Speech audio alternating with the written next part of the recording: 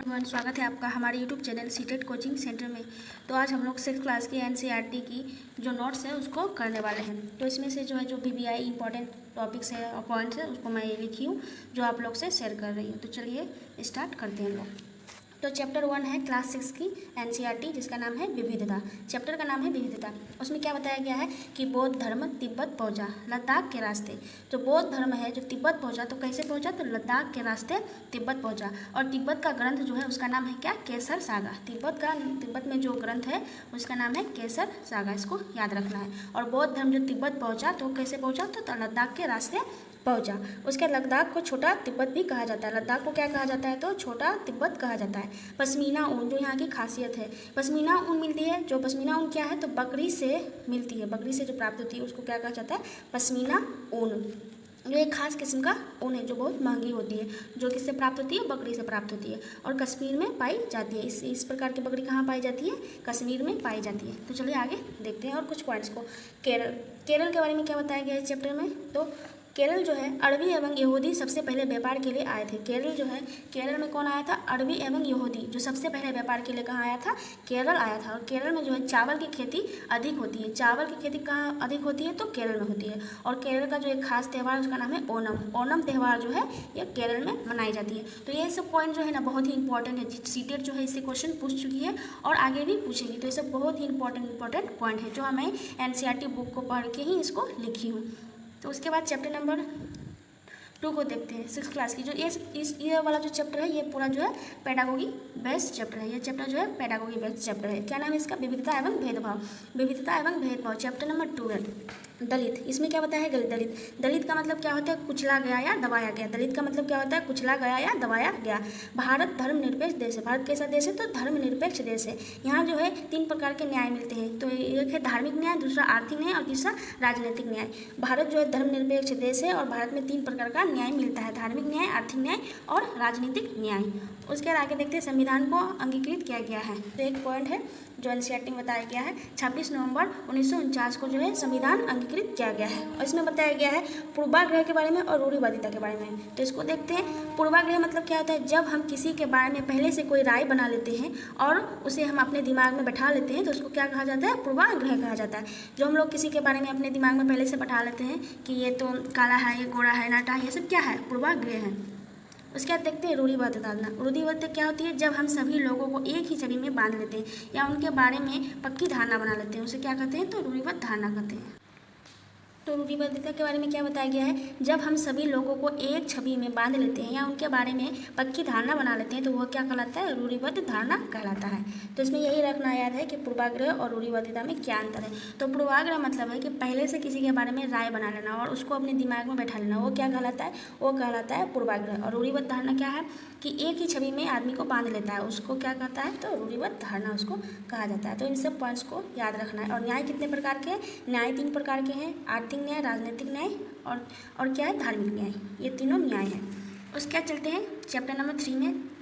Chapter number 3 का नाम है सरकार। इसमें क्या क्या बताया गया? इंपॉर्टेंट आंध्र प्रदेश के बारे में। आंध्र प्रदेश राज्य से तेलंगाना कब अलग हुआ था? तो 2 जून 2014 को अलग होकर यह बना था 29वां राज्य। इसको याद रखना, एनसीईआरटी में इसके बारे में बताया गया है। उसके बाद जम्मू कश्मीर को 2 केंद्र शासित प्रदेशों में बांटा गया, एक जम्मू और कश्मीर और दूसरा लद्दाख। तो लद्दाख कब बना और जम्मू कश्मीर जो है केंद्र शासित प्रदेश है कब बना? ये दोनों 31 अक्टूबर 2019 को बना। उसके बाद अमेरिका में जो वोट देने का अधिकार महिलाओं को मिला वो कब मिला? 1920 में मिला। तो इस पॉइंट को याद रखना है कि अमेरिका में जो वोट देने का अधिकार महिलाओं को मिला वो कब मिला? 1920 में मिला। उसके बाद बताया गया यंग इंडिया पत्रिका के बारे में। तो यंग इंडिया पत्रिका के जो लेखक हैं कौन है? महात्मा गांधी जी हैं, जो 1931 में इसको लिखा था। किसको? यंग इंडिया पत्रिका को किसने लिखा है? महात्मा गांधी जी ने 1931 में लिखा है। इसका संबंध वोट से, इस जो पत्रिका में बताया गया है, इस पत्रिका में बेसिकली वोट के बारे में ही बताया गया है। इंग्लैंड में महिलाओं को वोट का अधिकार कब दिया गया? तो 1928 में दिया गया है। इसको याद रखना है। इंग्लैंड में कब दिया गया है? तो इंग्लैंड में दिया गया है 1920 में। इंग्लैंड में तो दिया गया 1928 में, यह दिया गया है अमेरिका में। अमेरिका में 1920 में दिया गया है और इंग्लैंड में 1928 में दिया गया है। तो इस दोनों लाइन को याद रखना है। उसके बाद हम लोग चलते हैं चैप्टर नंबर 4 में। चैप्टर नंबर 4 में क्या बताया गया? पंचायती राज के बारे में बताया गया है। तो एक पंचायत का मतलब क्या होता है?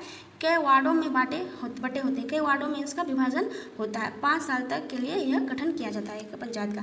कई वार्डों में जो है यह बटे होती हैं और 5 साल के लिए इसमें जो है सरपंच या पंच जो भी बनते हैं वो 5 साल के लिए बनते हैं। पंचायत के 3 स्तर होते हैं, ग्राम पंचायत, पंचायत समिति और जिला परिषद। तो इसको याद रखना है कि पंचायत के कौन कौन से स्तर हैं, तो ग्राम पंचायत, पंचायत समिति और जिला परिषद। और न्याय कितने प्रकार के हैं, तो न्याय है आर्थिक न्याय, राजनीतिक न्याय और सामाजिक न्याय। तो इसको याद रखना है कि इसके बारे में क्या बताया गया है। तो ये चैप्टर में यही सब दिया गया इम्पोर्टेंट। उसके बाद एक चैप्टर है गांव का प्रशासन, जो चैप्टर नंबर 5 है, गांव का प्रशासन।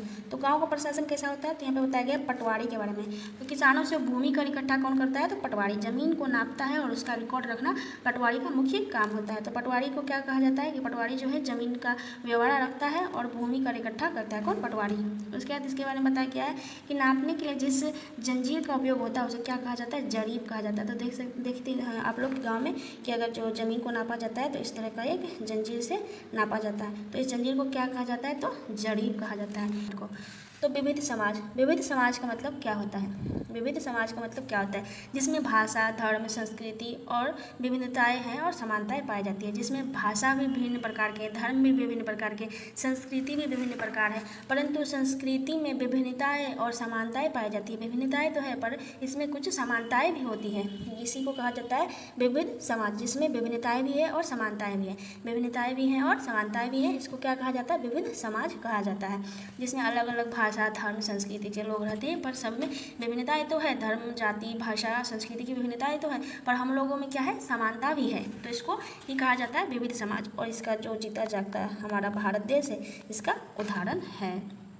उसके बाद देखते हैं डिस्कवरी ऑफ इंडिया। जो डिस्कवरी ऑफ इंडिया है ये पंडित जवाहरलाल नेहरू द्वारा लिखा गया है। डिस्कवरी ऑफ इंडिया, विविधता में एकता वाला कॉन्सेप्ट इसी बुक में दिया गया है। डिस्कवरी ऑफ इंडिया में क्या कहा गया है, विविधता में एकता वाला कॉन्सेप्ट दिया गया है। और ये जो डिस्कवरी ऑफ इंडिया लिखा है इसको किसने लिखा है, तो जवाहरलाल नेहरू ने लिखा है। ये सब पॉइंट जो है ना बहुत ही इंपॉर्टेंट पॉइंट है, आपको सीधा अपने फेयर कॉपी में उतारना है। क्योंकि आपको बुक अगर नहीं पढ़ पाते तो ये सारे पॉइंट भी पढ़ लीजिएगा तो सीटेट एग्जाम आसानी से क्लियर हो जाएगा। और कोई बुक पढ़ पाता है तो बहुत अच्छी बात है, आप लोग बुक पढ़ के नोट्स बनाइए। उसके बाद इस नोट्स को भी देखिए और आप लोगों की सीटेट की तैयारी बहुत अच्छी हो जाएगी। उसके बाद बताया गया लद्दाख के बारे में। ये जो है सारे चैप्टरों का निचोड़ है। सारे चैप्टर को मैं पढ़ के जो निचोड़ वाला एक नोट्स बनाई थी वो है। इसमें सारे चैप्टर इकट्ठा दिया गया है इस वीडियो में। लद्दाख, यहाँ के लोग खास तरह की बकरी पालते थे जिससे पश्मीना ऊन प्राप्त होता था। यहाँ के लोग जो है खास किस्म की बकरी पालते थे जिससे क्या प्राप्त होता था, पश्मीना ऊन प्राप्त होता था। तो इसको याद रखना है कि पश्मीना ऊन किससे प्राप्त होता है, तो पश्मीना ऊन जो है बकरी से प्राप्त होता है। और ये कहाँ मिलता है, तो लद्दाख में मिलता है। जम्मू कश्मीर के पूर्वी हिस्से में स्थित यह पहाड़ियों में बसा एक रेगिस्तानी इलाका है। तो जम्मू कश्मीर में जो लद्दाख है यह पूर्वी हिस्से में स्थित है। यह पहाड़ियों में बसे एक रेगिस्तानी इलाका है। तो इसको याद रखना कि लद्दाख है तो बहुत ठंडा होगा यहाँ पे तो इसको तो रेगिस्तानी इलाका कहा ही नहीं जाएगा। माइंड में एक चीज़ आता है पर याद रखना है कि लद्दाख को जो है रेगिस्तानी इलाका कहा जाता है। लद्दाख को क्या कहा जाता है, तो रेगिस्तानी इलाका कहा जाता है। इस चीज़ को याद रखना है। यहाँ बिल्कुल भी बारिश नहीं होती। लद्दाख में जो है ना बहुत कम, या समझिए कि बिल्कुल भी बारिश होती ही नहीं, इसलिए इसको रेगिस्तानी इलाका कहा जाता है। किसको, तो लद्दाख को। और लद्दाख कहाँ है, तो जम्मू कश्मीर के पूर्वी हिस्से में स्थित है। यह पहाड़ियों में बसा एक रेगिस्तानी इलाका है लद्दाख। उसके बाद बताया गया केरल के बारे में। केरल क्या है, केरल जो ओणम केरल में मनाया जाता है। ओणम जो एक विशेष प्रकार का त्यौहार है, ये कहाँ मनाया जाता है, तो केरल में मनाया जाता है। इसको याद रखना है। भारत में ईसाई धर्म की शुरुआत केरल से हुई। भारत में जो है ईसाई धर्म कहाँ से आया, ईसाई धर्म की शुरुआत कहाँ से हुई, तो याद रखना है केरल से। यहाँ की ज़मीन चावल की खेती के लिए अत्यंत उपयोगी होती है। तो केरल में जो है चावल की खेती के लिए केरल का जो भूमि है बहुत ही उपजाऊ है। तो इस चीज़ को याद रखना है। केरल में क्या क्या याद रखना है कि ओणम त्यौहार कहाँ मनाया जाता है, तो केरल में मनाया जाता है। ईसाई धर्म की शुरुआत कहाँ से हुई, तो केरल से हुई। और यहाँ की केरल की ज़मीन किस फसल के उपजाऊ के लिए वो अधिक महत्वपूर्ण है या अधिक उपयोगी है, तो चावल के लिए। इस चीज़ को याद रखना है। उसके बाद बताया गया है फनेक के बारे में। फनेक क्या है, तो फनेक एक प्रकार का पोशाक है, कपड़ा है। फनेक मणिपुर में औरतों द्वारा फनेक नामक परिधान पहना जाता है। तो भूल नहीं मैं कि एक जो पहनावा है, जैसे हम लोग साड़ी पहनते हैं, सूट सलवार होता है, उसी तरह एक होता है फनेक। फनेक नाम का जो कपड़ा है मणिपुर में औरतों द्वारा फनेक नाम परिधान पहना जाता है। फनेक नामक परिधान पहना जाता है कहाँ के महिलाओं के द्वारा, तो मणिपुर के महिलाओं के द्वारा। केरल के मुस्लिम सौदागरों की स्थिति का वर्णन किया गया था। तो इब्न बतूता ने किया था, फिरोज शाह तुगलक के काल में यह था। इब्न बतूता किसके काल में था? तो इसको याद रखना है कि फिरोज शाह तुगलक के काल में इब्न बतूता थे। जो इब्न बतूता थे इन्होंने क्या लिखा है, क्या वर्णन किया है? तो केरल के मुस्लिम सौदागरों की स्थिति का वर्णन किया है। तो किसने किया है? तो इब्न बतूता ने। इसको याद रखना है। और ओणम कहाँ मनाया जाता है? तो अभी आप लोग को बताइए, केरल में मनाया जाता है। तो एक कैसा त्यौहार है? तो नाव प्रतियोगिता के द्वारा इस त्यौहार को मनाया जाता है, ओणम त्यौहार को। उसके बाद छोटा तिब्बत किसको कहते हैं? तो लद्दाख को कहते हैं छोटा तिब्बत। ठंडा रेगिस्तान भी किसको कहा जाता है? तो लद्दाख को कहा जाता है। शीत मरुस्थल भी किसको कहता है? तो छोटा तिब्बत को कहता है। छोटा तिब्बत किसको कहता है? तो लद्दाख को कहा जाता है। तो लद्दाख के बारे में याद रखना है कि लद्दाख को क्या कहा जाता है? तो छोटा तिब्बत लद्दाख को कहा जाता है। ठंडा रेगिस्तान इसको लद्दाख को कहा जाता है और शीत मरुस्थल भी लद्दाख को ही कहा जाता है। इसको याद रखना है। उसके बाद देखते हैं आगे पॉइंट्स को। भारत में ईसाई धर्म का श्रेय जो है संत थॉमस को जाता है। भारत में जो ईसाई धर्म लाने का श्रेय किसको जाता है? तो संत थॉमस को जाता है। भारत की खोज किताब किसने लिखी? तो जवाहरलाल नेहरू ने लिखी। इसको मैं ऊपर भी बताई कि भारत की खोज डिस्कवरी ऑफ इंडिया के राइटर कौन है? तो जवाहरलाल नेहरू है। इसी बुक में उन्होंने क्या दिया था? तो विविधता में एकता वाला कॉन्सेप्ट दिया था। रीडिस्कवरी ऑफ इंडिया के लेखक कौन है? तो मेघनाथ देसाई है। इसको भी याद, डिस्कवरी ऑफ इंडिया तो सबको याद रहता है, पर रीडिस्कवरी ऑफ इंडिया किसने लिखा है? तो सीटे में अगर पूछ लिया जाए कि रीडिस्कवरी ऑफ इंडिया के लेखक कौन है, तो मेघनाथ देसाई है। द लास्ट चैंट के लेखक कौन है? तो पाउली सेनगुप्ता। जो पॉलिटी के बुक में दिया होगा समीर 1 और समीर 2 की कहानी जो पेपर बेचता है, वो जो कहानी दिया हुआ है द लास्ट चैंट के लेखक कौन है? तो पाउली सेनगुप्ता। तो कहानी जो दिया गया वो भी लिखा है किसने? समीर 1 और समीर 2 की कहानी तो पाउली सेनगुप्ता ने। इसको याद रखना है। इसको भी सीटेट पूछ ले, क्या पता कुछ भी सीटेट पूछ सकती है, पर सीटेट जो है एनसीईआरटी के अलावा कहीं से क्वेश्चन नहीं करती। सीटेट जो है सिर्फ एनसीईआरटी से ही क्वेश्चन करती। तो आप लोग को एनसीईआरटी लाइन बाय लाइन पढ़ना है और ये सब नोट में लाइन बाय लाइन पढ़ के ही बनाई हूँ, जिसको आप लोग के साथ शेयर कर रही हूँ। उसके बाद बताया गया है why you are afraid to hold my hand. Why you are unfriend to hold my hand की लेखिका कौन है? तो शीलाधर इसकी लेखिका है, शीलाधर है। विकलांगता में लिखा गया यह जो बुक है why you are unfriend to hold my hand, तो यह जो है विकलांगता पे लिखा गया पुस्तक है, जिसकी लेखिका कौन है? तो शीलाधर है। इसको याद रखना है। सत्य के साथ मेरा प्रयोग तो महात्मा गांधी द्वारा लिखा गया। सत्य के साथ मेरा प्रयोग किसने लिखा है? तो महात्मा गांधी जी ने लिखा है। तिब्बत का स्थानीय ग्रंथ क्या है? तो केसर सागा। तिब्बत की जो स्थानीय ग्रंथ क्या है या राष्ट्रीय ग्रंथ क्या है? तो उसका नाम है केसर सागा। इसको याद रखना है। उसके बाद अगले पॉइंट्स को देखते हैं। सतत विकास लक्ष्य किस संस्था द्वारा जारी किया गया था? तो संयुक्त राष्ट्र संघ द्वारा जारी किया गया था। तो इसको बुक में दिया गया है, इसके बारे में उल्लेख मिलता है कि सतत विकास लक्ष्य किस संस्था द्वारा जारी किया गया था? तो संयुक्त राष्ट्र संघ द्वारा जारी किया गया था। उसके बाद मध्याह्न भोजन योजना। मध्याह्न भोजन योजना के बारे में सबसे पहले तमिलनाडु ने यह जो योजना है शुरू किया था। मध्याह्न भोजन योजना सबसे पहले तमिलनाडु में ही स्टार्ट हुआ था। तो याद रखना है, जो स्कूल में दोपहर का भोजन दिया जाता है उसको क्या कहा जाता है? मध्याह्न भोजन योजना। और यह जो शुरू करने वाला सबसे पहला राज्य कौन है? तो तमिलनाडु है। इसको याद रखना है। इससे क्वेश्चन भी पूछा गया है सीटेट में। उसके बाद दूसरे पॉइंट्स को देखते हैं। अमेरिकन सिविल राइट्स मूवमेंट कब आरंभ हुआ था? तो अमेरिकन सिविल राइट्स मूवमेंट जो आरंभ हुआ था 1 दिसंबर 1955 को हुआ था। तो इसको याद रखना कि अमेरिका में सिविल राइट्स मूवमेंट कब प्रारंभ हुआ था? तो 1 दिसंबर 1955 को प्रारंभ हुआ था।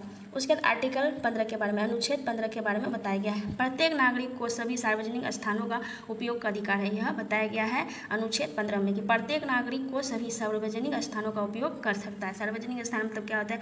मंदिर, मस्जिद, पानी पीने की जगह, या फिर कहीं गुरुद्वारा में लंगर लगा है, सरकार द्वारा जो भी पहल होता है, या फिर धार्मिक लोगों द्वारा या फिर समाज के लोगों द्वारा जो सार्वजनिक जो स्थलों का उपयोग है वो कर सकता है कोई भी आदमी। वो किसमें बताया गया है? तो अनुच्छेद 15 में।